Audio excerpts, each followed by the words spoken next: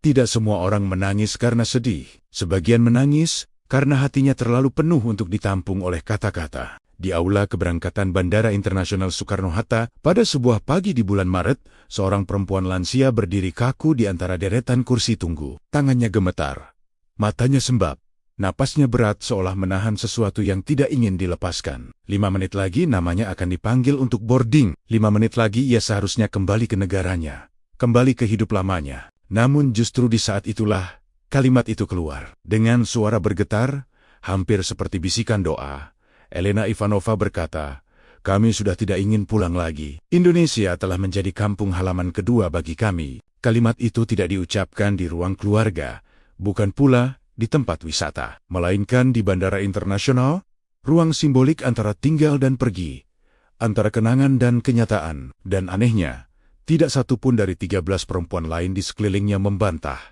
Tidak ada yang tersenyum canggung, tidak ada yang menganggapnya berlebihan. Sebaliknya, satu persatu dari mereka mulai menangis. 14 perempuan lansia asal Moskow, istri miliarder, pemilik bank, akademisi, dan tokoh elit Rusia, yang sepanjang hidupnya terbiasa dengan disiplin, kontrol emosi, dan budaya Eropa yang dingin, kini duduk terdiam dengan mata basah di Bandara Indonesia.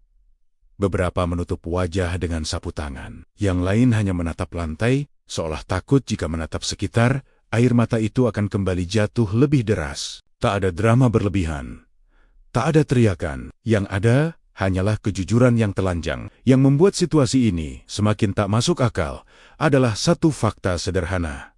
Perjalanan mereka ke Indonesia hanya berlangsung 1 minggu, 7 hari, bukan setahun, bukan pensiun panjang, hanya 7 hari. Namun 7 hari itulah yang membuat mereka berani mengucapkan kalimat yang bahkan tidak pernah mereka ucapkan tentang negara mereka sendiri. Beberapa petugas bandara yang tidak memahami bahasa Rusia tetap bisa merasakan ada sesuatu yang tidak biasa. Aura ruang tunggu itu berubah.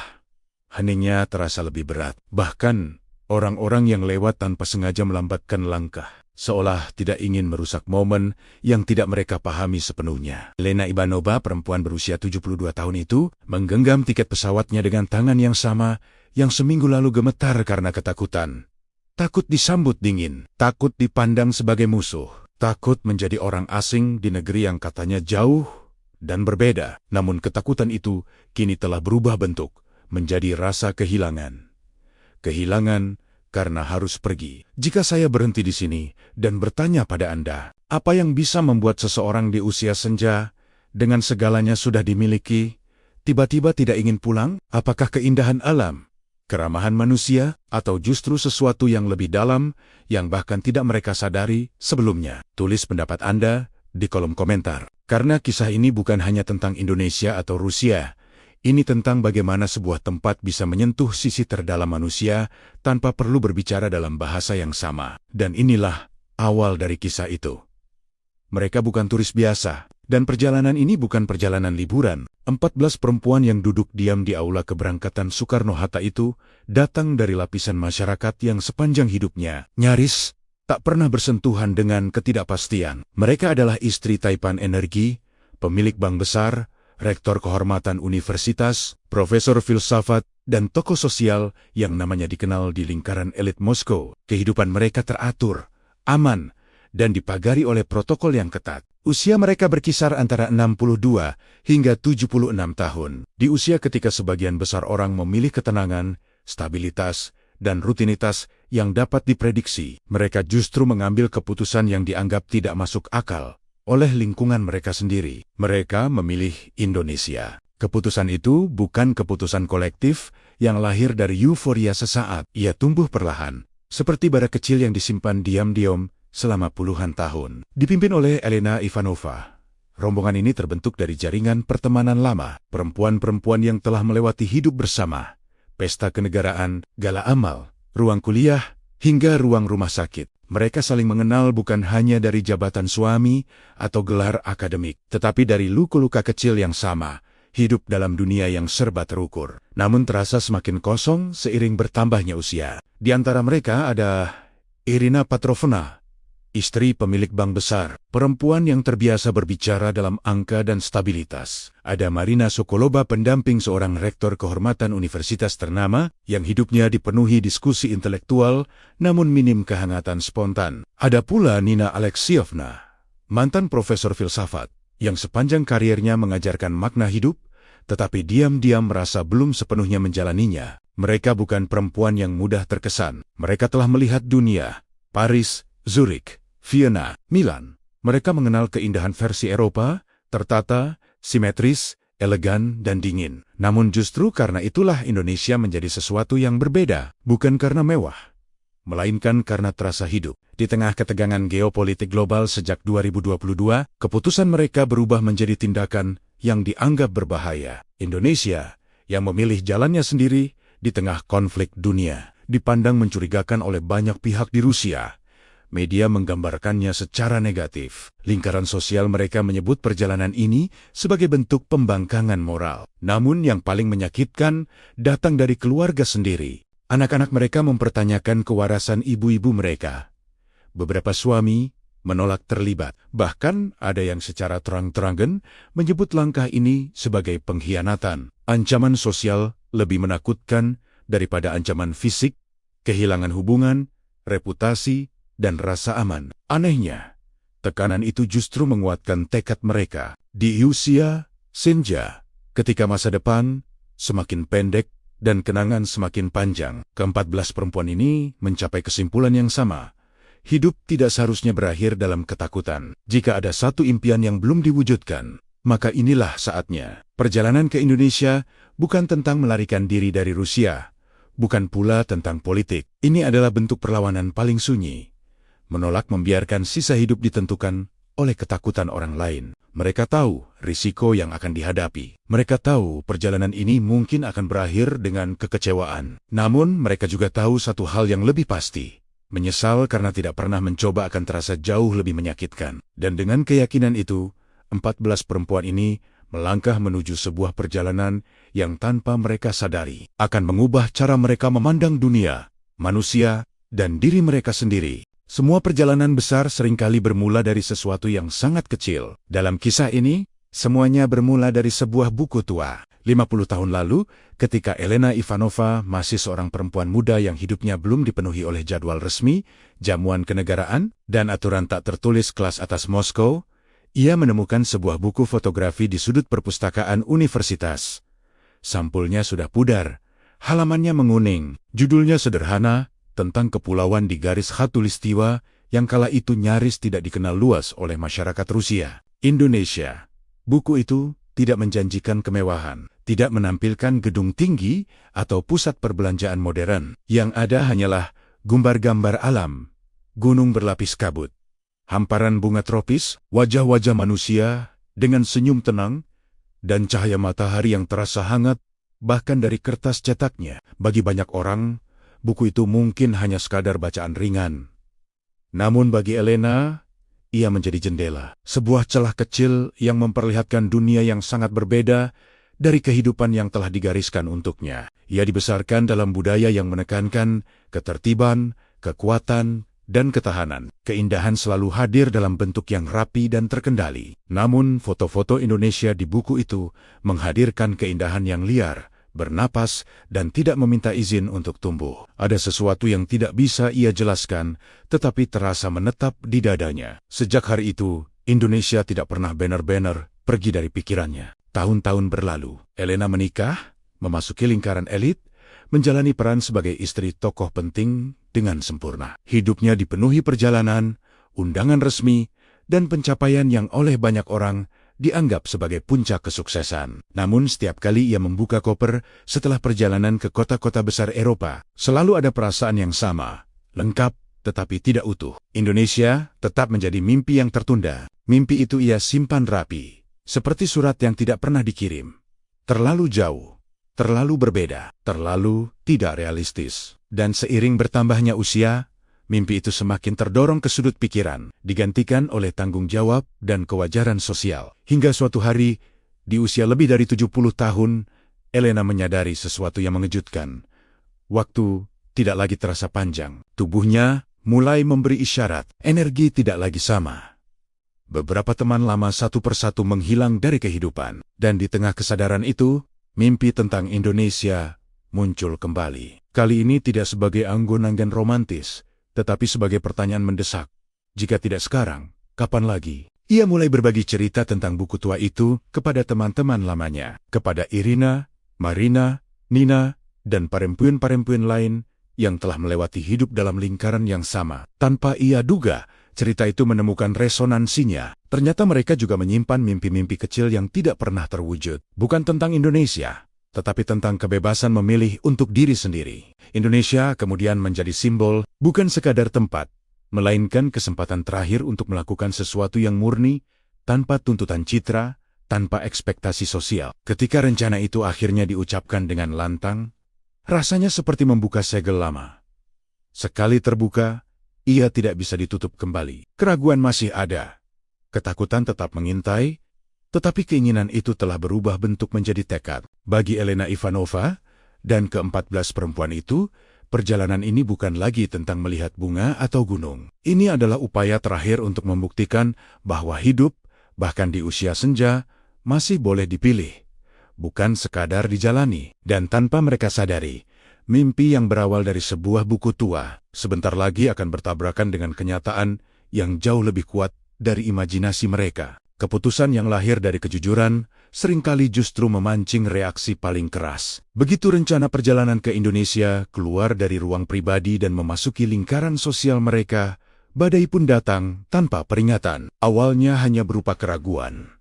Pertanyaan bernada prihatin, lalu berubah menjadi penolakan terbuka, dan akhirnya menjelma menjadi kecaman yang tidak lagi disamarkan. Indonesia, dalam konteks politik global saat itu, bukanlah destinasi netral di mata banyak orang Rusia.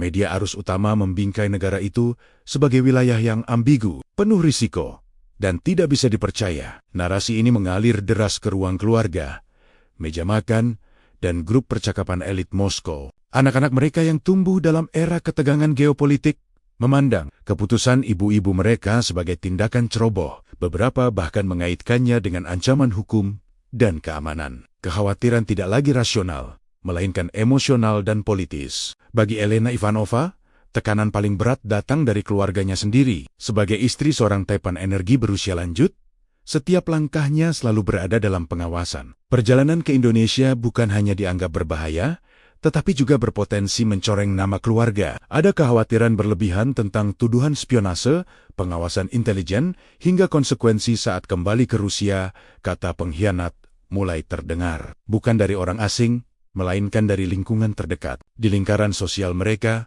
bisik-bisik berubah menjadi komentar sinis.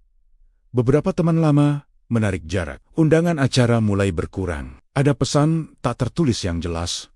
Keputusan ini tidak bisa diterima. Namun yang paling menyakitkan bukanlah kehilangan status sosial, melainkan kesepian yang muncul tiba-tiba. Dalam dunia yang biasanya penuh suara dan perhatian, mereka mendadak sendirian dengan pilihan mereka sendiri. Ironisnya, tekanan itu tidak memecah rombongan, justru mengikat mereka lebih erat. Mereka mulai saling bertemu lebih sering, bukan untuk merencanakan perjalanan secara teknis, melainkan untuk menguatkan satu sama lain. Setiap pertemuan terasa seperti pengakuan diam-diam bahwa masing-masing sedang mempertaruhkan sesuatu yang besar. Ketakutan tidak pernah benar-benar hilang. Ada malam-malam panjang yang dipenuhi kecemasan. Ada saat-saat ketika pilihan ini terasa terlalu berat untuk dipikul di usia senja. Namun di balik semua itu, ada satu kesadaran yang semakin menguat. Penolakan ini bukan tentang keselamatan mereka, melainkan tentang kontrol. Kontrol atas pilihan, kontrol atas narasi hidup, kontrol atas apa yang dianggap pantas dan tidak pantas untuk diinginkan. Pada hari keberangkatan, kenyataan pahit itu mencapai puncaknya. Bandara Domodedovo yang biasanya dipenuhi keluarga dan pelukan perpisahan, pagi itu terasa dingin dan sunyi. Tidak ada satupun anggota keluarga yang datang mengantar. Tidak ada lambaian tangan. Tidak ada doa yang diucapkan bersama. 14 perempuan itu berdiri sendiri, membawa koper mereka masing-masing, ditemani hanya oleh keputusan yang telah mereka buat dengan susah payah. Kesunyian itu menyesakkan, namun juga memperjelas sesuatu yang penting. Jika mereka mundur sekarang, bukan hanya mimpi tentang Indonesia yang akan hilang, tetapi juga keyakinan bahwa hidup masih bisa mereka pilih sendiri. Dan ketika pesawat mulai bergerak di landasan pacu, tidak ada sorak kegembiraan. Yang ada hanyalah keheningan berat. Hening yang menyimpan ketakutan, harapan, dan sebuah keberanian sunyi. Mereka belum tahu apa yang menunggu di ujung perjalanan ini. Namun, satu hal sudah pasti, setelah hari itu, tidak ada jalan kembali menuju hidup yang sama seperti sebelumnya. Tidak ada perjalanan yang benar-benar sunyi, tetapi penerbangan ini mendekatinya. 14 perempuan itu duduk di kursi masing-masing, terpisah oleh lorong sempit dan sandaran yang dingin. Mesin pesawat berdengung stabil, namun di dalam kabin, udara terasa berat. Tidak ada tawa, tidak ada percakapan ringan yang biasanya mengiringi awal sebuah liburan. Yang ada, hanyalah tatapan kosong ke depan dan pikiran yang berjalan terlalu jauh. Mereka baru saja meninggalkan dunia yang mereka kenal sepanjang hidup. Bukan sekadar kota atau negara, melainkan sistem keyakinan yang selama puluhan tahun memberi rasa aman, meski sering kali membatasi. Di usia seperti ini, perubahan bukan lagi sesuatu yang dirayakan, melainkan dihindari. Namun mereka telah melompat, dan sekarang tidak ada tanah di bawah kaki mereka. Keraguan mulai muncul dalam bentuk yang paling sederhana. Apakah keputusan ini benar? Apakah mereka terlalu naif mempercayai gambaran tentang Indonesia yang mungkin tidak sesuai kenyataan? Apakah keramahan yang mereka bayangkan hanya mitos wisata yang dibangun untuk orang asing? Setiap pertanyaan beranak pinak, memperbesar ketegangan. Beberapa dari mereka menggenggam sabuk pengaman lebih erat dari yang diperlukan. Yang lain menutup mata, mencoba tidur, tetapi pikirannya terlalu bising. Ada yang membuka kembali foto-foto lama di ponsel, anak, cucu, rumah yang ditinggalkan, lalu sepat-sepat menutupnya. Seolah takut rasa bersalah akan menyusul. Di tengah kabin, kehadiran Maylin Hartono sebagai penerjemah dan pendamping budaya terasa seperti jangkar kecil di lautan ketidakpastian. Meski ia juga menyimpan kekhawatirannya sendiri, kehadirannya memberi sedikit rasa aman. Setidaknya ada seseorang yang memahami dua dunia yang kini terpisah ribuan kilometer. Ketegangan geopolitik yang mereka tinggalkan tidak serta-merta menghilang begitu pesawat mengudara. Justru di ketinggian itu, semua ketakutan terasa lebih dekat. Pikiran mereka dipenuhi skenario yang tidak menyenangkan. Perlakuan dingin di bandara, tatapan curiga, kesulitan bahasa, hingga rasa tidak diterima sebagai manusia, melainkan sebagai simbol politik. Mereka telah membaca cukup banyak berita untuk merasa waspada. Waktu berjalan lambat. Setiap jam terasa panjang. Penerbangan lintas benua itu menjadi ruang refleksi yang tidak mereka rencanakan. Tidak ada gangguan, tidak ada jalan keluar. Hanya mereka dan keputusan yang telah dibuat. Anehnya, di tengah ketegangan itu, ada momen-momen kecil yang justru memperjelas tekad mereka. Ketika lampu kabin diredupkan, beberapa dari mereka terbangun oleh kesadaran yang sama. Jika mereka bisa sampai sejauh ini, berarti masih ada keberanian yang tersisa dalam diri mereka. Indonesia, pada titik ini, bukan lagi sekadar tujuan geografis. Ia telah berubah menjadi ujian. Ujian tentang apakah dunia masih mampu memberi kejutan yang baik, atau apakah ketakutan yang ditanamkan selama ini akan terbukti benar. Ketika pengumuman pilot akhirnya terdengar menandakan pesawat akan segera mendarat, tidak ada rasa lega. Yang muncul justru ketegangan baru. Pendaratan bukan akhir, melainkan awal dari segala kemungkinan, baik atau buruk. Beberapa menarik napas panjang, yang lain merapikan pakaian dengan gerakan otomatis, seolah bersiap menghadapi penilaian tak terlihat. Tidak ada yang tahu seperti apa Indonesia akan menyambut mereka. Namun di balik semua keraguan itu, ada satu hal yang tidak bisa mereka sangkal.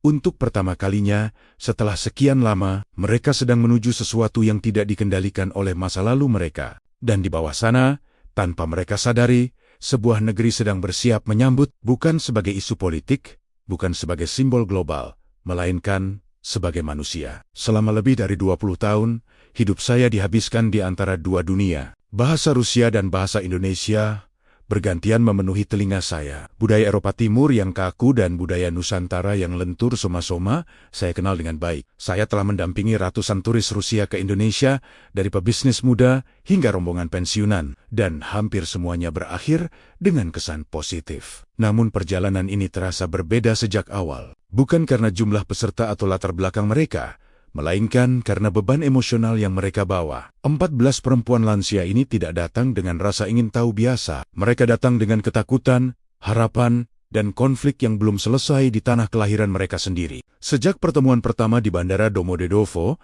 saya bisa merasakan kegelisahan itu. Cara mereka berbicara, tertahan, tatapan yang terlalu sering kosong, gerakan kecil yang menunjukkan kecemasan yang tidak diucapkan. Mereka bukan rombongan wisata, melainkan sekelompok manusia yang sedang mempertaruhkan sesuatu yang sangat personal. Sebagai penerjemah, tugas saya bukan hanya menyampaikan kata, tetapi juga emosi. Dan sejak awal, saya tahu bahwa perjalanan ini akan menuntut lebih dari sekadar kemampuan bahasa. Ia akan menuntut empati. Di dalam pesawat, saya duduk memperhatikan mereka satu persatu. Ada yang memandangi jendela tanpa banner-banner melihat apapun. Ada yang memegang rosario kecil atau benda pribadi lain sebagai penenang. Beberapa menatap layar hiburan tanpa mengganti saluran, seolah hanya ingin mengalihkan pikiran. Saya sendiri tidak sepenuhnya tenang. Meski saya percaya pada keramahan Indonesia, saya juga sadar bahwa situasi global sedang sensitif. Saya tidak bisa menjamin seperti apa reaksi di bandara nanti. Kekhawatiran itu saya simpan sendiri, karena jika saya terlihat ragu, kegelisahan mereka akan berlipat ganda. Ketika roda pesawat akhirnya menyentuh landasan Bandara Internasional Soekarno-Hatta, saya merasakan perubahan suasana yang halus, namun nyata. Bukan lega, melainkan kewaspadaan yang memuncak. Inilah momen yang akan menentukan segalanya. Pengumuman pertama terdengar dalam bahasa Indonesia. Sesuatu yang wajar dan sudah kami duga. Namun ketika suara yang sama berlanjut dalam bahasa Rusia yang jelas dan fasih, saya melihat reaksi spontan yang tidak bisa dibuat-buat. Kepala-kepala terangkat. Mata saling berpandangan. Beberapa wajah menunjukkan keterkejutan yang tulus. Bagi saya, pengumuman itu mungkin terdengar sederhana. Namun bagi mereka, itu adalah isyarat pertama bahwa ketakutan mereka mungkin tidak sepenuhnya benar. Langkah-langkah pertama di koridor bandara terasa berat. Mereka berjalan perlahan, seolah siap menghadapi penolakan kapan saja. Namun yang menyambut justru senyum sapaan Anggat, nada suara yang bersahabat, meski bahasa berbeda. Sebagai seseorang yang telah lama menjadi jembatan antara dua budaya, saya tahu bahwa momen-momen kecil seperti inilah yang seringkali menentukan keseluruhan pengalaman. Bukan destinasi megah atau fasilitas mewah, melainkan rasa diterima sebagai manusia. Saya melihat bahu-bahu yang sebelumnya tegang mulai mengendur. Napas yang lebih panjang, tatapan yang tidak lagi menghindar. Belum ada air mata, tetapi dinding pertama telah runtuh. Dalam hati, saya mulai menyadari bahwa perjalanan ini mungkin akan menjadi sesuatu yang tidak pernah saya alami sebelumnya. Bukan hanya bagi mereka, tetapi juga bagi saya sendiri. Indonesia belum sepenuhnya mereka lihat. Namun bahkan sebelum keluar dari bandara, sesuatu sudah mulai berubah. Dan saja tahu apapun yang akan terjadi setelah ini. Saya sedang menyaksikan awal dari sebuah kisah yang akan tinggal lama di ingatan saya. Tidak ada waktu untuk beradaptasi secara perlahan. Indonesia menyambut mereka dengan cara yang langsung dan tanpa basa-basi. Begitu pintu pesawat terbuka, udara hangat langsung menyentuh wajah mereka. Bukan panas yang menyengat, melainkan hangat yang lembut, seperti pelukan yang tidak diminta, tetapi dibutuhkan. Perubahan suhu itu terasa simbolis. Seolah mereka baru saja melangkah keluar dari dunia yang dingin menuju sesuatu yang lebih hidup. Langkah mereka masih ragu saat memasuki koridor menuju imigrasi. Di benak mereka, berbagai kemungkinan buruk masih berputar. Tatapan curiga, pemeriksaan berlebihan, perlakuan dingin yang akan mengingatkan bahwa mereka adalah orang asing dari negara yang sedang dipandang berbeda. Namun realitas yang mereka temui tidak sesuai dengan skenario itu. Petugas bandara yang berjaga tidak menunjukkan ketegangan apapun. Senyum mereka muncul secara alami, tidak dibuat-buat. Sapaan yang terdengar sederhana membawa nada ketulusan yang sulit dijelaskan. Bahkan sebelum satu pun dokumen diperiksa, atmosfernya sudah berbeda dari yang mereka bayangkan. 5 menit pertama itu menjadi momen paling menentukan. Di loket imigrasi, perhatian terhadap detail kecil mulai terlihat. Langkah-langkah dipercepat bukan karena ingin segera menyelesaikan antrean, melainkan karena menyadari usia para tamu di hadapan mereka. Kursi disediakan tanpa diminta, koper dibantu diangkat.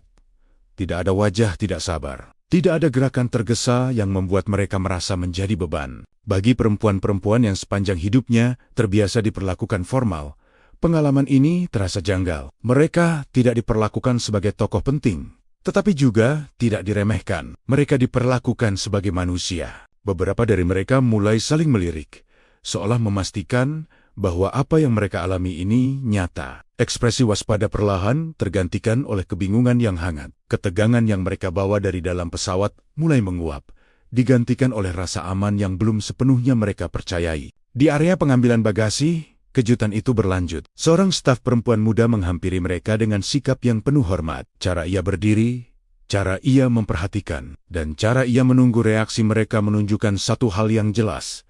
Mereka disambut, bukan sekadar dilayani. Kalimat pendek yang ia ucapkan tidak terdengar seperti formalitas. Nada suaranya membawa ketulusan yang jarang mereka rasakan, bahkan di negara sendiri. Saat itu, batas antara tamu dan tuan rumah mengabur. Yang tersisa hanyalah pertemuan antar manusia. Air mata mulai jatuh, bukan karena kesedihan, melainkan karena kelegaan yang terlalu lama tertahan. Beberapa mencoba menahannya, tetapi gagal.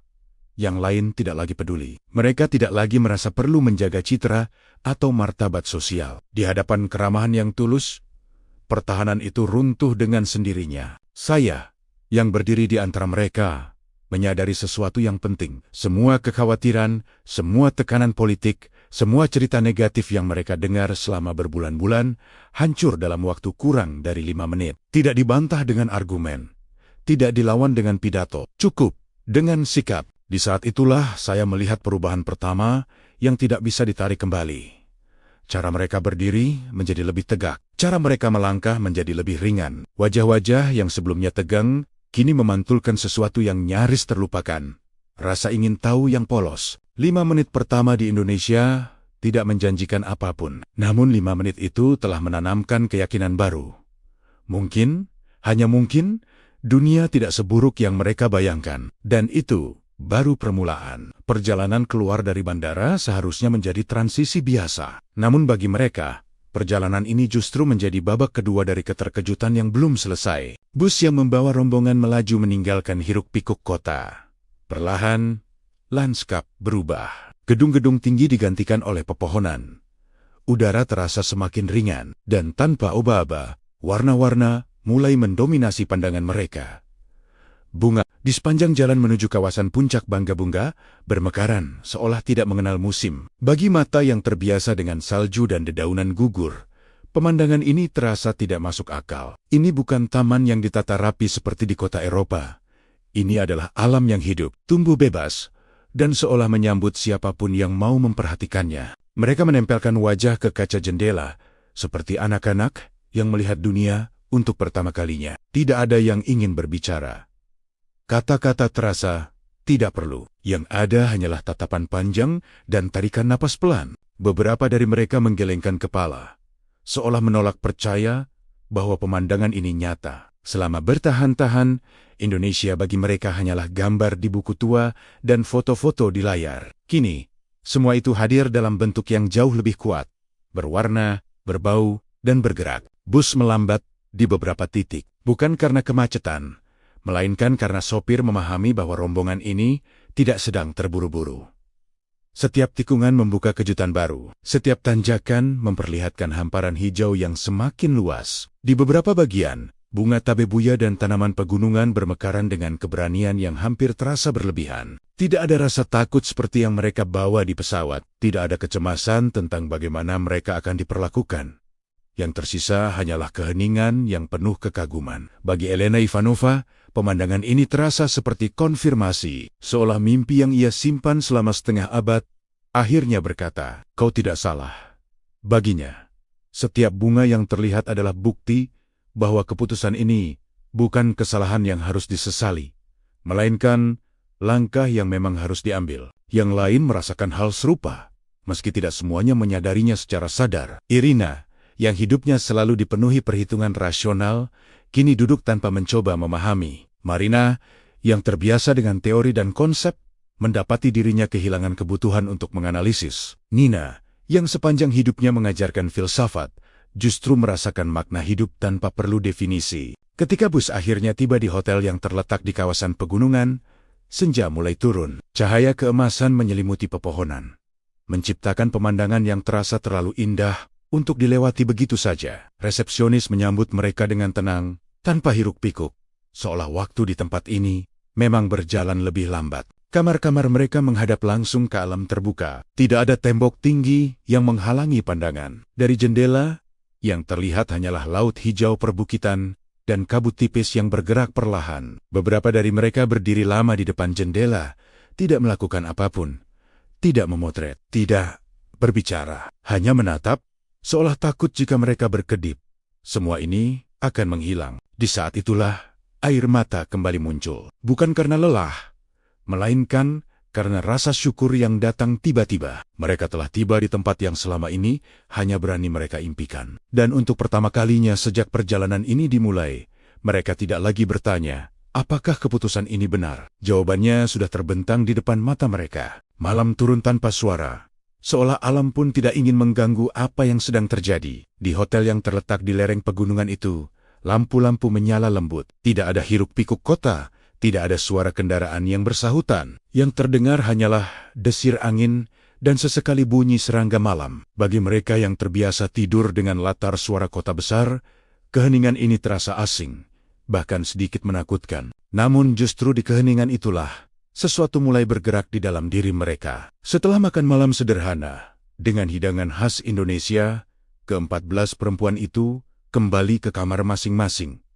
Tidak ada percakapan panjang, tidak ada keinginan untuk berbagi kesan secara terburu-buru. Setiap orang membawa perasaannya sendiri, dan perasaan itu terlalu penuh untuk segera dibagikan. Di dalam kamar yang menghadap pegunungan, Elena Ivanova berdiri di depan jendela lebih lama dari yang ia sadari. Cahaya bulan menerobos tipis di antara kabut, menciptakan bayangan lembut di permukaan dedaunan. Pemandangan itu tidak dramatis, tidak pula megah, namun justru kesederhanaannya yang membuatnya terasa begitu dalam. Ia memejamkan mata, membiarkan udara malam menyentuh wajahnya. Tubuhnya terasa lelah setelah perjalanan panjang, tetapi pikirannya justru terjaga. Di kepalanya, potongan-potongan hidupnya berputar pelan, masa muda, pernikahan, tanggung jawab, kehilangan, dan semua keputusan yang pernah ia ambil demi orang lain. Di saat seperti ini, tidak ada lagi peran sosial, tidak ada status, tidak ada ekspektasi. Yang tersisa hanyalah seorang perempuan lanjut usia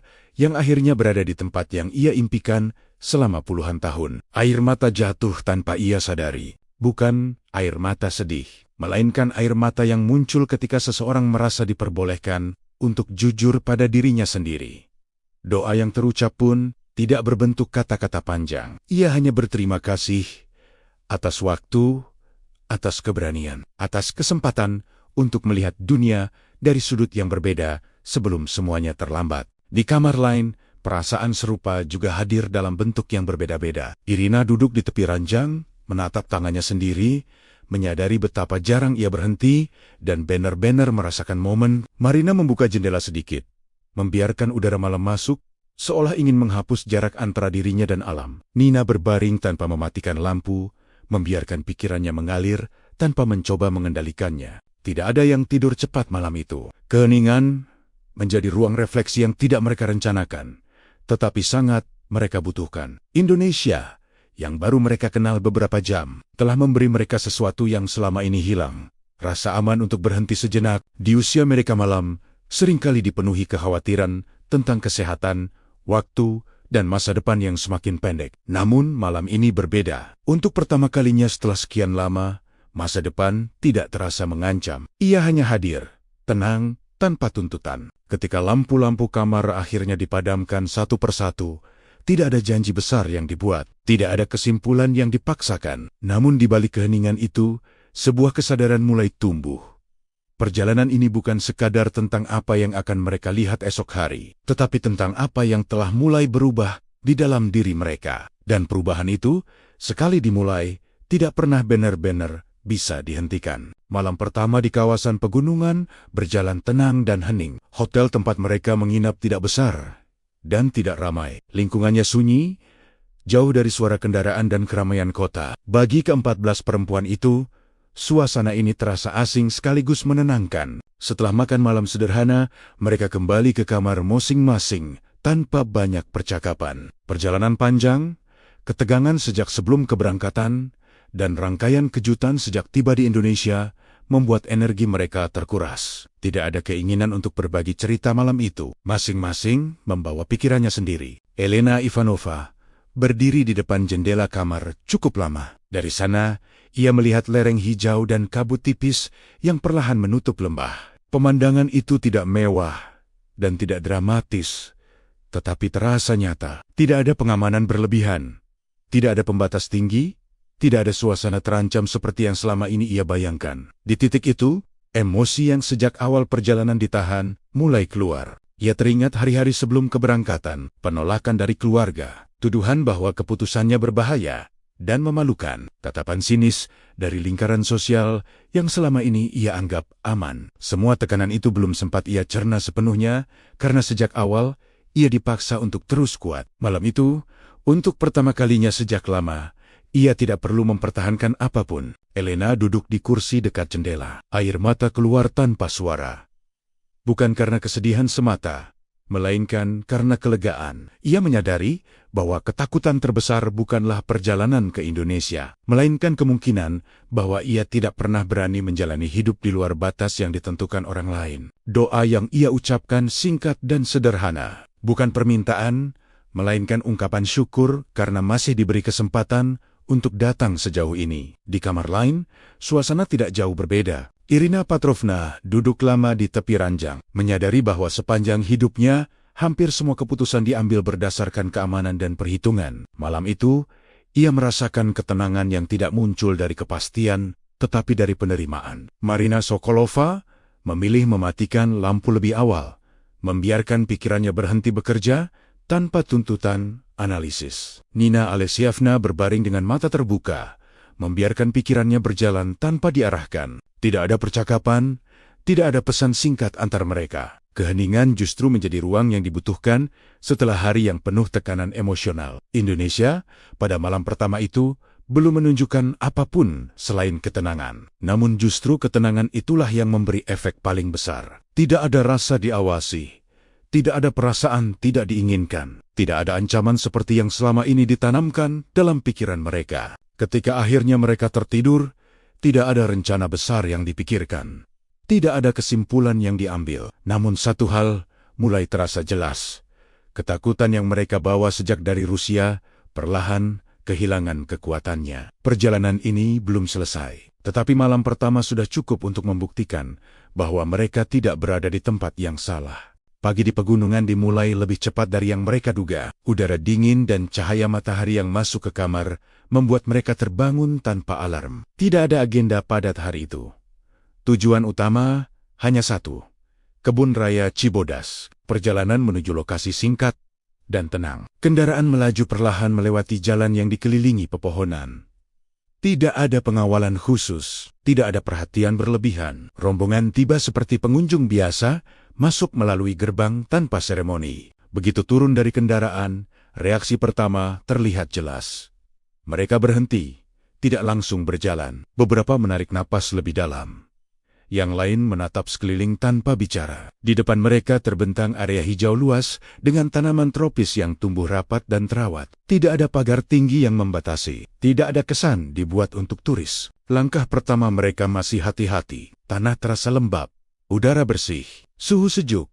Berbeda jauh dari kota-kota besar yang biasa mereka kunjungi. Dalam beberapa menit, ritme berjalan berubah. Mereka melambat, bukan karena lelah, tetapi karena ingin memperhatikan. Yang paling mengejutkan bagi mereka bukan luasnya kebun atau kerapiannya, melainkan kepadatan kehidupan di dalamnya. Berbagai jenis bunga tumbuh bersamaan, warna mencolok berdampingan tanpa pola simetris. Tidak ada upaya untuk menyamakan atau menata secara berlebihan. Bagi perempuan-perempuan yang terbiasa dengan taman Eropa yang tertib dan terkontrol, pemandangan ini terasa berbeda. Di sini, keindahan tidak bergantung pada keseragaman. Tanaman dibiarkan tumbuh sesuai ritmenya masing-masing. Reaksi emosional mulai muncul tanpa aba-aba. Satu orang berhenti dan menunduk, menyentuh daun dengan ujung jari. Yang lain berdiri lama di depan hamparan bunga tanpa mengambil foto.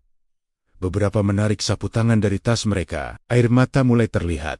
Bukan pada satu atau dua orang, melainkan hampir di seluruh rombongan. Tidak ada kejadian khusus yang memicunya. Tidak ada cerita sedih yang dibagikan. Tangisan itu muncul secara bersamaan, seolah dipicu oleh kesadaran yang sama.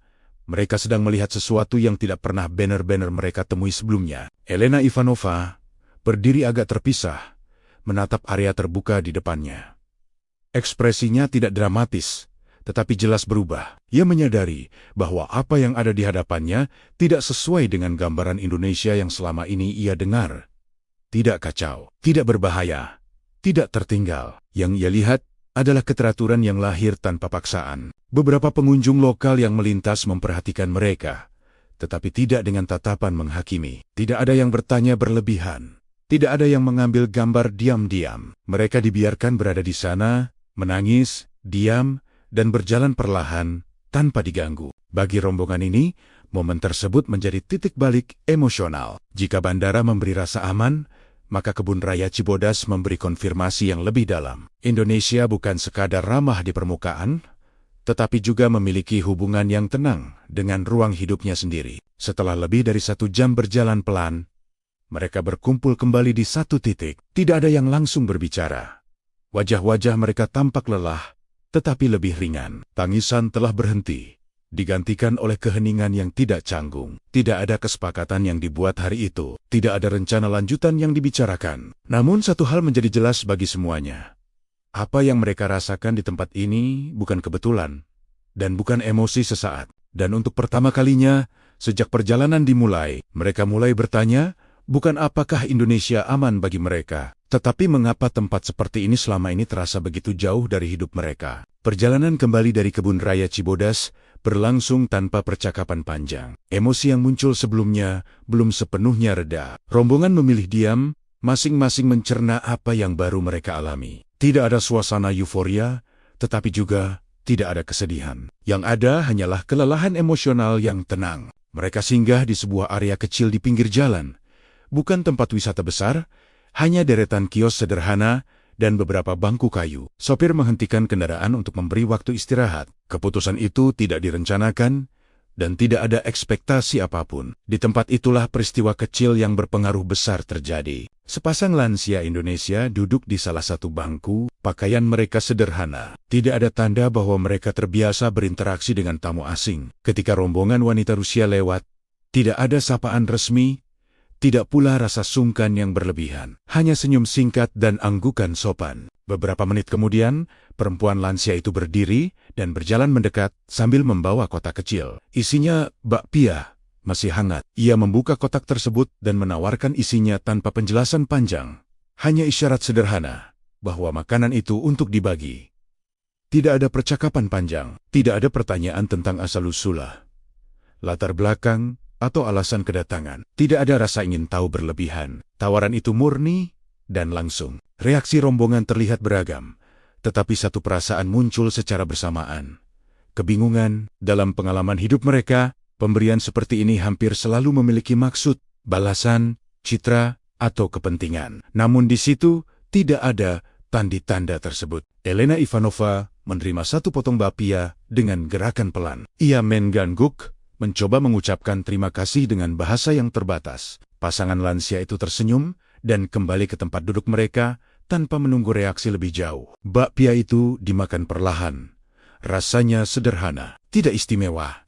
Namun maknanya jauh lebih besar daripada rasa. Beberapa perempuan mulai menunduk, mencoba menenangkan emosi yang kembali muncul. Air mata tidak jatuh deras seperti di Cibodas, tetapi cukup untuk terlihat jelas. Yang menyentuh mereka bukan makanannya, melainkan situasinya. Di negeri asing, tanpa status, tanpa pengenalan, tanpa bahasa yang sama, mereka diperlakukan bukan sebagai tamu penting, bukan pula sebagai orang yang dicurigai. Mereka diperlakukan sebagai manusia biasa. Beberapa anggota rombongan mencoba mengajak bicara dengan bantuan gerak tangan dan senyum. Tidak banyak yang dipahami, tetapi itu tidak menjadi masalah. Tidak ada kebutuhan untuk saling mengerti sepenuhnya. Kehadiran saja sudah cukup. Setelah beberapa waktu, rombongan bersiap melanjutkan perjalanan. Tidak ada foto bersama.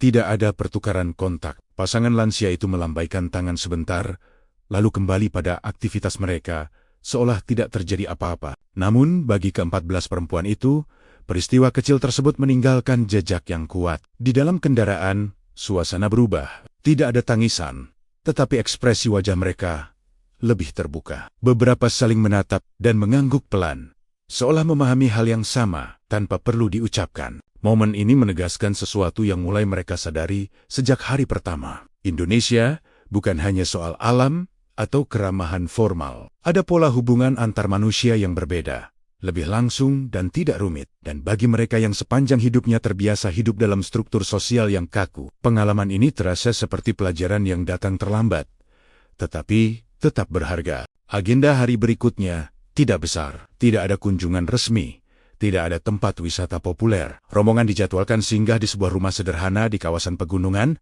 untuk mengikuti ritual minum teh yang dipandu oleh seorang lelaki tua setempat. Kegiatan ini dipilih bukan sebagai atraksi budaya, tetapi sebagai jeda setelah rangkaian pengalaman emosional sebelumnya. Rumah itu tidak luas, halamannya bersih, ditata tanpa hiasan berlebihan. Mereka duduk di kursi kayu, mengelilingi meja rendah.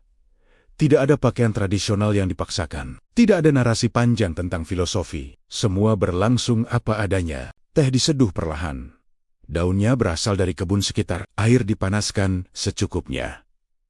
Tidak ada aroma mencolok. Prosesnya sederhana dan tenang. Selama beberapa menit, tidak ada pembicaraan.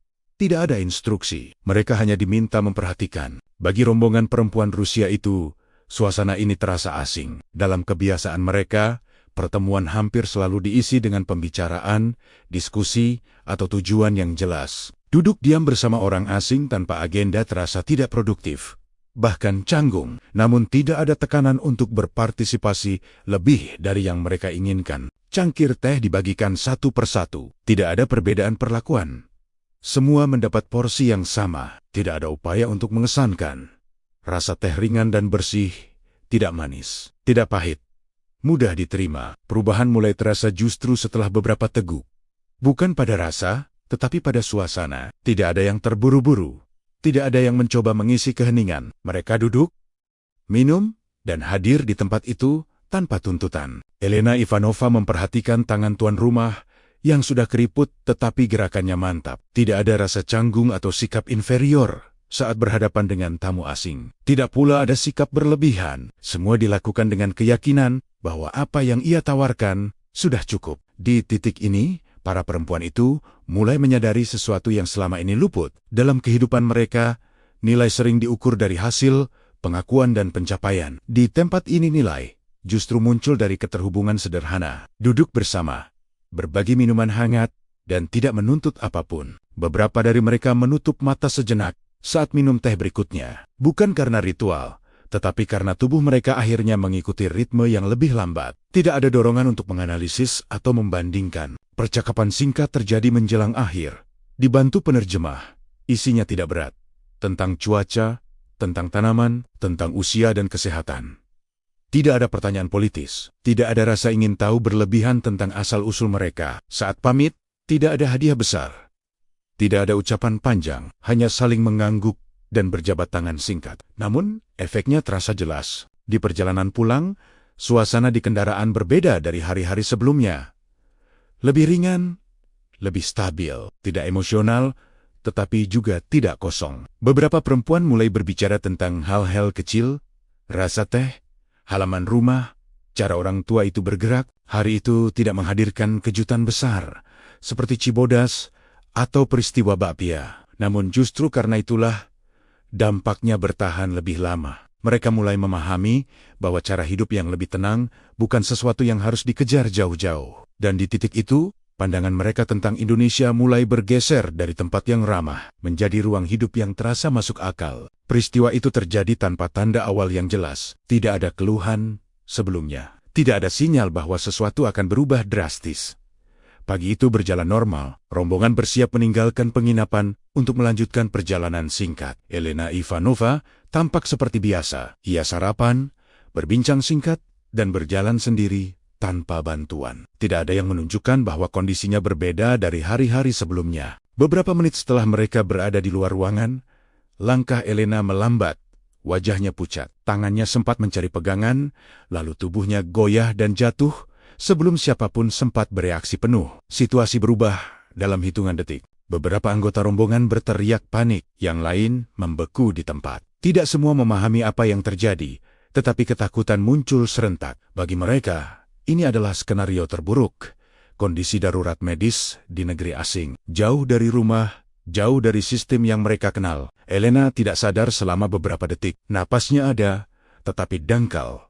Wajahnya dingin. Tidak ada darah, tidak ada luka terlihat. Tetapi itu justru memperburuk kecemasan. Ketidakpastian jauh lebih menakutkan daripada cedera yang jelas. Staf penginapan bergerak cepat. Seseorang segera memanggil bantuan medis. Kursi disingkirkan. Area dibuka. Tidak ada teriakan panik dari pihak lokal. Semua bergerak dengan tenang, tetapi tegas. Irina Petrovna menangis terbuka. Marina Sokolova berdiri terpaku, memegang tas Elena tanpa sadar. Nina Alexievna berusaha mengingat langkah-langkah pertolongan pertama yang pernah ia baca bertahun-tahun lalu, tetapi pikirannya tidak fokus. Kepanikan di antara rombongan tidak bisa disembunyikan. Mereka tidak tahu harus berbuat apa. Tidak tahu bagaimana sistem darurat bekerja di Indonesia. Tidak tahu apakah bantuan akan datang tepat waktu. Beberapa menit terasa sangat panjang. Ketika petugas medis pertama tiba, ketegangan sedikit berkurang. Pemeriksaan dilakukan cepat. Tekanan darah dicek. Pernapasan dipastikan. Elena mulai menunjukkan respons, meski masih lemah dan tidak sepenuhnya sadar. Keputusan diambil tanpa diskusi panjang. Elena harus dibawa ke rumah sakit untuk pemeriksaan lanjutan. Ambulans dipanggil. Tidak ada perdebatan soal biaya atau prosedur. Semua fokus pada kondisi pasien. Bagi rombongan perempuan Rusia itu, detik-detik ini menjadi momen paling menakutkan sejak perjalanan dimulai. Semua pengalaman positif sebelumnya seakan diuji sekaligus. Pertanyaan-pertanyaan yang sejak awal mereka tekan kembali muncul. Apakah mereka aman? Apakah mereka terlalu jauh dari rumah? Apakah keputusan ini keliru? Ketika suara ambulans terdengar mendekat, suasana berubah lagi. Bukan lega sepenuhnya, tetapi ada kepastian bahwa mereka tidak dibiarkan sendirian. Elena dibawa dengan hati-hati. Wajahnya masih pucat, tetapi napasnya lebih stabil. Salah satu anggota rombongan menggenggam tangannya hingga pintu ambulans tertutup. Kendaraan mulai bergerak meninggalkan area penginapan. Beberapa perempuan mengikuti dengan kendaraan lain, sementara yang tersisa menunggu dengan cemas. Tidak ada yang berbicara di sepanjang perjalanan. Tidak ada yang berani membuat asumsi. Semua menyadari bahwa perjalanan ini kini memasuki fase yang berbeda. Indonesia tidak lagi hanya menjadi tempat yang ramah dan tenang. Ia kini menjadi tempat di mana hidup dan keselamatan salah satu dari mereka sedang dipertaruhkan. Perjalanan menuju rumah sakit berlangsung cepat. Ambulans bergerak tanpa hambatan.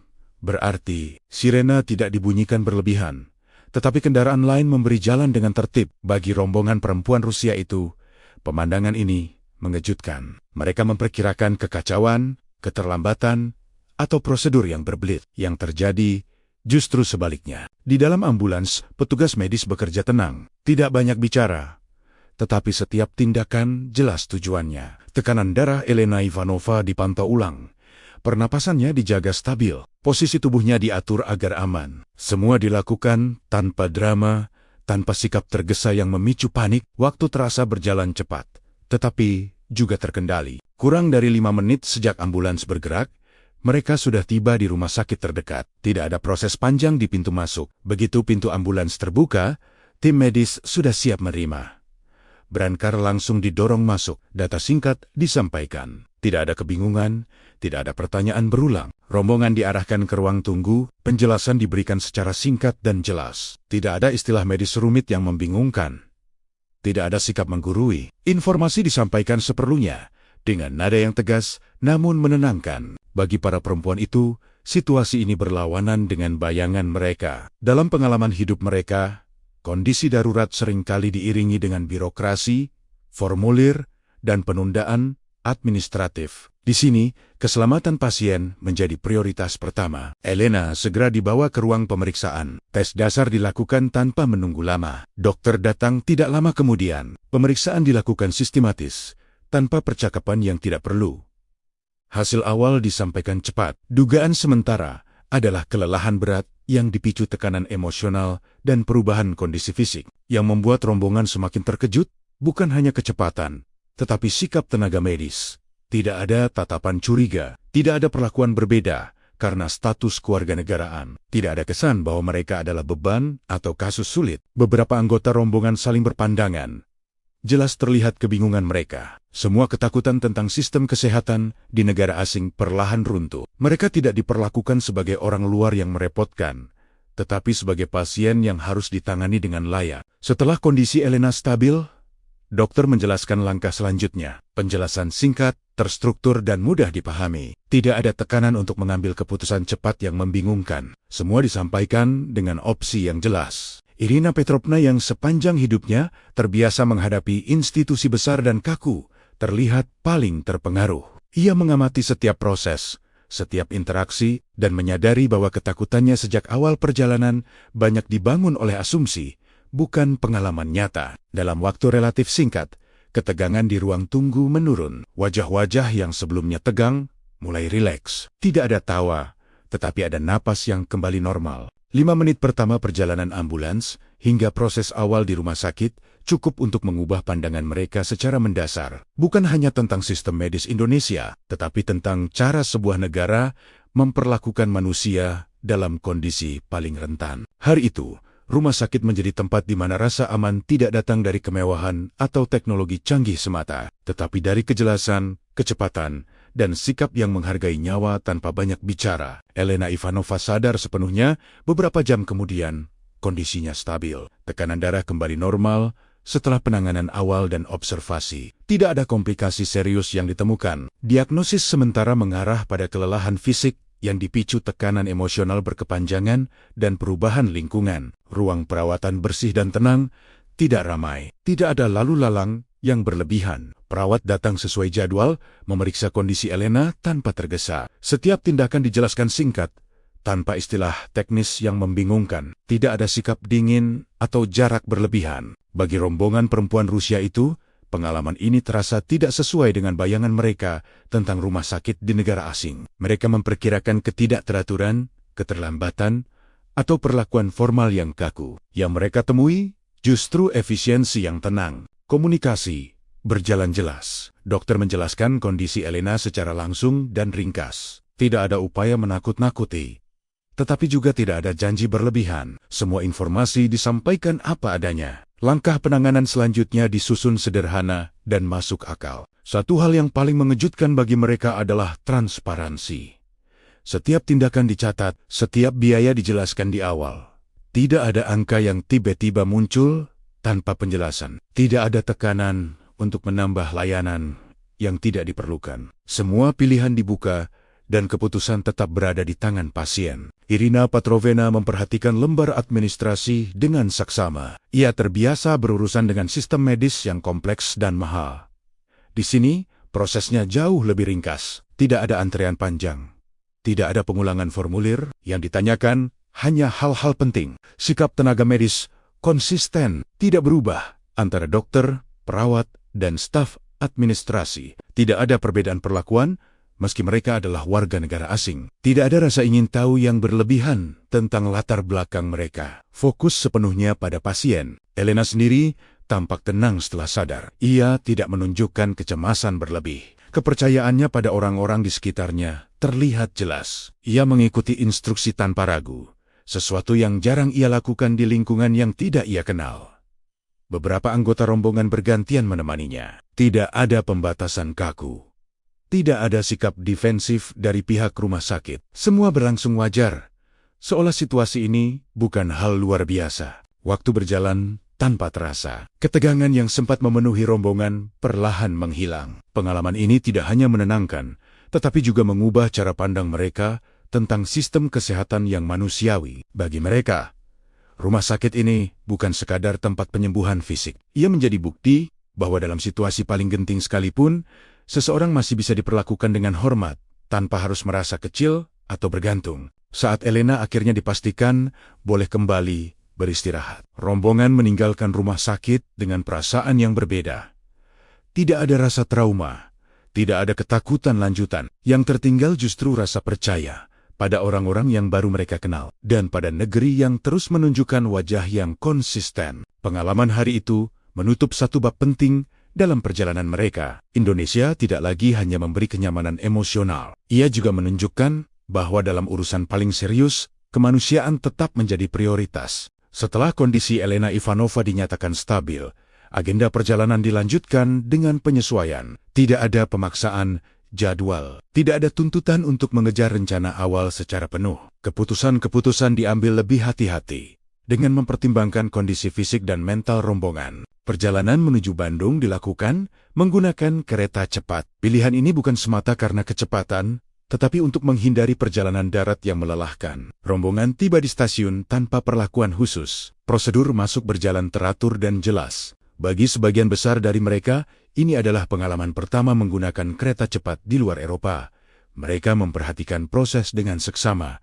Akses menuju peron tertata, petunjuk mudah dipahami. Tidak ada kebingungan berarti, meski bahasa berbeda. Saat kereta bergerak, tidak ada suara keras atau guncangan berlebihan. Perjalanan berlangsung stabil. Waktu tempuh singkat, terasa kontras dengan jarak yang ditempuh. Beberapa perempuan memperhatikan perubahan pemandangan dari balik jendela, dari area suburban hingga kota. Yang mengejutkan, mereka bukan hanya teknologinya, tetapi bagaimana teknologi itu menyatu dengan ritme kehidupan sekitar. Tidak ada kesan tergesa atau agresif. Segalanya berjalan sesuai fungsi, tanpa menarik perhatian berlebihan. Bandung menyambut mereka dengan suasana yang berbeda dari Jakarta maupun kawasan pegunungan sebelumnya. Kota ini terasa padat, tetapi tidak menekan. Aktivitas terlihat di mana-mana, namun tetap teratur. Bangunan modern berdampingan dengan kawasan hijau dan jejak sejarah yang masih terjaga. Rombongan menginap di pusat kota. Dari hotel, mereka bisa melihat aktivitas warga yang berjalan kaki, bersepeda, dan berkumpul di ruang publik. Tidak ada rasa terasing, tidak ada tatapan mencurigakan. Mereka hadir sebagai bagian dari arus kota, bukan sebagai objek. Elena Ivanova memilih beristirahat lebih banyak hari itu. Yang lain berjalan singkat di sekitar hotel. Tidak ada tujuan khusus. Mereka hanya ingin mengamati interaksi yang terjadi sederhana dan wajar. Petugas hotel, penjaga toko, orang-orang yang lewat. Bandung memberi kesan yang berbeda dari semua tempat sebelumnya. Jika pegunungan memberi ketenangan dan rumah sakit memberi rasa aman, maka kota ini menunjukkan keseimbangan. Kehidupan berjalan maju tanpa sepenuhnya meninggalkan sisi manusiawi. Bagi rombongan perempuan Rusia itu, pengalaman ini penting. Selama ini, gambaran mereka tentang Indonesia terbelah antara alam dan keterbatasan. Bandung menunjukkan bahwa modernitas dan kehangatan sosial tidak harus saling meniadakan. Tidak ada momen emosional besar hari itu. Tidak ada air mata, namun justru di situ letak pengaruhnya. Mereka mulai melihat Indonesia sebagai tempat yang berfungsi, bergerak, dan mampu mengelola dirinya sendiri tanpa kehilangan karakter. Malam di Bandung ditutup dengan makan bersama yang singkat. Tidak ada diskusi berat. Tidak ada refleksi panjang, semua berjalan biasa. Dan untuk pertama kalinya, sejak tiba di Indonesia, perasaan yang muncul bukan lagi keterkejutan atau keharuan, melainkan penerimaan yang tenang. Kalimat itu tidak muncul sebagai pernyataan dramatis. Ia keluar pelan, hampir seperti kesimpulan yang datang terlalu jujur untuk disembunyikan. Pagi, di Bandung, berjalan biasa. Tidak ada agenda besar hari itu. Elena Ivanova masih beristirahat, sementara sebagian rombongan sarapan bersama di ruang makan hotel. Percakapan ringan terjadi, tetapi arahnya mulai berubah. Tidak lagi membahas tempat yang akan dikunjungi, melainkan apa yang mereka rasakan sejak tiba di Indonesia. Perubahan itu terlihat jelas. Nada bicara lebih tenang. Tidak ada ketegangan seperti di hari-hari awal. Mereka tidak lagi berbicara sebagai orang yang sedang berkunjung, tetapi sebagai seseorang yang sedang menimbang. Salah satu dari mereka menyampaikan kelelahan yang aneh. Bukan lelah fisik, melainkan kelelahan karena harus kembali pada kehidupan lama yang penuh tekanan. Tidak ada yang menyela, beberapa mengangguk pelan. Irina Petrovna berbicara tentang rasa aman yang tidak ia sadari, selama ini jarang ia miliki. Bukan karena pengawalan atau fasilitas, melainkan karena tidak ada tuntutan untuk terus waspada. Marina Sokolova menyebut bagaimana hari-harinya di Indonesia berjalan tanpa rasa, harus membuktikan apapun. Elena bergabung di tengah percakapan. Kondisinya sudah cukup baik. Ia tidak berbicara panjang, namun ketika kalimat itu keluar, suasana langsung berubah. Ia menyatakan bahwa ia tidak ingin pulang. Bukan sebagai keputusan praktis, bukan sebagai rencana konkret, melainkan sebagai pengakuan batin. Ia merasa lebih tenang di sini dibandingkan di tempat yang selama puluhan tahun ia sebut rumah. Tidak ada yang tertawa, tidak ada yang menganggapnya berlebihan. Justru sebaliknya, beberapa perempuan lain mengaku merasakan hal yang sama. Bukan berarti mereka ingin meninggalkan segalanya, tetapi ada keinginan kuat untuk memperpanjang tinggal, untuk tidak terburu-buru kembali. Alasan yang muncul berulang kali sederhana. Di Indonesia, mereka merasa tidak dinilai dari latar belakang, status sosial, atau posisi suami mereka. Mereka berjalan, duduk, dan berbicara tanpa membawa identitas besar. Itu memberi kelegaan yang tidak mereka sadari selama ini mereka butuhkan. Pembicaraan bergeser pada kemungkinan tentang tinggal lebih lama, tentang kembali lagi suatu hari, tentang hidup dengan ritme yang lebih lambat. Tidak ada rencana detail, tidak ada keputusan resmi, hanya pengakuan jujur yang akhirnya berani diucapkan. Ketika percakapan berakhir, tidak ada pernyataan penutup, namun suasana berubah. Seolah sebuah pintu telah terbuka dan tidak bisa lagi ditutup sepenuhnya. Hari itu berlalu tanpa kejadian khusus. Mereka berjalan singkat, makan, lalu kembali beristirahat. Namun di balik rutinitas sederhana itu, sesuatu telah bergeser. Keinginan untuk pulang, yang seharusnya menjadi tujuan akhir perjalanan, mulai terasa seperti kewajiban yang dipaksakan. Indonesia, tanpa menawarkan apapun secara eksplisit, telah menjadi tempat yang ingin mereka pertahankan lebih lama dalam hidup mereka. Dan bagi perempuan-perempuan yang selama ini hidup dalam batasan, pengakuan itu sendiri sudah merupakan perubahan besar. Hari kepulangan datang lebih cepat dari yang mereka inginkan. Jadwal sudah ditetapkan sejak awal dan tidak mudah diubah. Tidak ada alasan medis untuk memperpanjang tinggal. Tidak ada dasar administratif yang cukup kuat. Secara resmi, perjalanan ini memang harus berakhir. Bandara Soekarno-Hatta kembali menjadi titik temu antara keputusan dan kenyataan. Suasana pagi itu berbeda dari saat kedatangan. Langkah-langkah mereka lebih pelan. Tidak ada kegugupan seperti sebelumnya, tetapi juga tidak ada semangat pulang. Wajah-wajah yang dulu tegang kini justru menunjukkan penahanan emosi. Mereka tidak ingin terlihat rapuh, tetapi juga tidak ingin berpura-pura baik-baik saja. Proses check-in berjalan normal, tidak ada kendala berarti.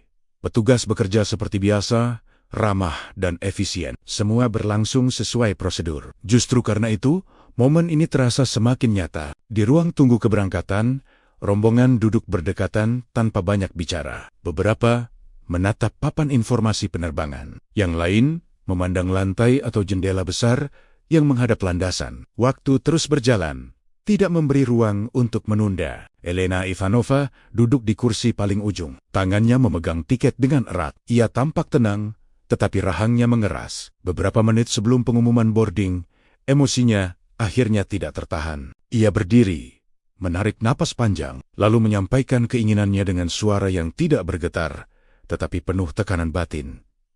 Ia menyatakan bahwa ia tidak ingin pulang, bukan sebagai protes, bukan pula sebagai tuntutan. Ia hanya menyatakan apa yang ia rasakan. Beberapa perempuan lain langsung meneteskan air mata. Tidak ada teriakan, tidak ada kepanikan. Yang ada hanyalah rasa kehilangan yang datang terlalu cepat, kehilangan ruang yang baru saja memberi mereka napas. Petugas bandara memperhatikan dari kejauhan. Mereka tidak mendekat secara agresif, tidak pula mengusir. Situasi dijaga tetap tenang. Beberapa orang di sekitar melambatkan langkah, menyadari bahwa ada sesuatu yang sedang terjadi, meski tidak sepenuhnya memahami. Waktu tidak berhenti. Pengumuman boarding terdengar. Satu persatu mereka berdiri. Tidak ada yang berlari. Tidak ada yang tergesa. Setiap langkah menuju pintu keberangkatan terasa berat, seolah menjauh dari sesuatu yang belum selesai. Sebelum memasuki antrean, beberapa dari mereka saling berpegangan tangan. Tidak ada janji besar yang diucapkan. Namun satu kesepakatan muncul tanpa perlu dibahas panjang. Mereka akan kembali. Bukan sebagai rombongan yang sama. Bukan dengan kondisi yang sama, tetapi dengan kesadaran yang telah berubah. Ketika mereka akhirnya berjalan menuju pesawat, tidak ada rasa lega seperti yang biasanya menyertai akhir perjalanan. Yang ada justru kesadaran bahwa apa yang mereka tinggalkan bukan sekadar tempat, melainkan keadaan batin yang jarang mereka temui. Indonesia tidak memaksa mereka untuk tinggal, tidak pula menahan mereka secara fisik. Namun pengalaman yang mereka bawa pulang jauh lebih berat daripada koper mereka. Dan di bandara itu, tanpa seremoni, tanpa pernyataan resmi, sebuah janji terbentuk, diam-diam, tetapi kuat. Mereka akan kembali, bukan untuk mencari kejutan, melainkan untuk melanjutkan sesuatu yang terlanjur dimulai. Kepulangan ke Rusia tidak serta-merta mengembalikan segalanya seperti semula. Secara fisik, ke-14 perempuan itu kembali ke rumah, keluarga, dan rutinitas yang selama ini mereka jalani. Namun secara batin, ada jarak yang kini sulit dijembatani. Dunia yang dulu terasa normal, kini terasa terlalu sempit. Reaksi di lingkungan mereka beragam. Sebagian keluarga menyambut dengan lega. Perjalanan itu dianggap telah berakhir tanpa insiden besar. Namun, ada juga yang bersikap dingin. Beberapa pertanyaan bernada curiga muncul, meski tidak diucapkan terang-terangan. Indonesia tetap dilihat sebagai negara yang berbeda dalam narasi politik yang beredar. Namun satu hal tidak bisa dibantah. Para perempuan itu kembali dengan sikap yang berubah. Mereka tidak membawa cerita tentang konflik, ancaman, atau ketakutan. Yang mereka ceritakan justru penggalaman-penggalaman kecil, bandara yang ramah, kebun raya yang tenang, orang asing yang berbagi makanan, rumah sakit yang bekerja tanpa kepanikan. Cerita-cerita ini terdengar terlalu sederhana untuk menjadi propaganda, tetapi justru karena kesederhanaannya sulit untuk disangkal. Perlahan, percakapan di sekitar mereka ikut berubah. Indonesia tidak lagi hadir sebagai isu geopolitik abstrak, melainkan sebagai tempat yang memiliki wajah manusia, bukan lewat pernyataan resmi, tetapi melalui pengalaman langsung yang konsisten satu sama lain. Elena Ivanova mengambil langkah kecil setelah kembali. Ia mulai mengumpulkan foto, catatan perjalanan, dan kenangan yang ia anggap penting. Bukan untuk publikasi besar, melainkan untuk dibagikan secara terbatas kepada orang-orang yang mau mendengar. Ia tidak berusaha meyakinkan. Ia hanya menceritakan apa yang ia alami. Beberapa perempuan lain melakukan hal serupa. Ada yang mulai mempelajari bahasa Indonesia secara mandiri. Ada yang menjalin komunikasi dengan orang-orang yang mereka temui selama perjalanan. Tidak ada rencana besar yang diumumkan, tetapi arah hidup mereka mulai bergeser. Indonesia, bagi mereka, telah berubah dari destinasi menjadi referensi. Referensi tentang cara hidup yang tidak selalu harus keras, curiga, dan penuh pertahanan. Tentang hubungan antar manusia yang bisa berjalan tanpa motif tersembunyi. Perjalanan singkat itu tidak mengubah peta politik, tidak menghentikan konflik global, tidak menurunkan ketegangan antar negara. Namun, ia melakukan sesuatu yang jauh lebih sunyi dan seringkali lebih bertahan lama. Mengubah cara beberapa orang memandang dunia. Di tengah narasi besar yang dibangun oleh kekuasaan bangga-bangga di Cibodas, secangkir teh hangat dan uluran tangan orang asing bekerja dengan cara yang berbeda, tanpa slogan, tanpa tekanan, tanpa kepentingan. Ketika ingatan tentang perjalanan itu kembali muncul di benak mereka, yang mereka ingat bukan jadwal atau fasilitas, yang mereka ingat adalah perasaan, rasa aman, rasa diterima, rasa tidak perlu waspada sepanjang waktu. Dan disitulah letak dampak sebenarnya. Politik bergerak dengan kekuatan, pengalaman bergerak dengan kejujuran. Dalam kisah ini, yang bertahan bukanlah argumen, melainkan kenangan. Dan tanpa disadari, kenangan-kenangan itulah yang perlahan mengikis batas.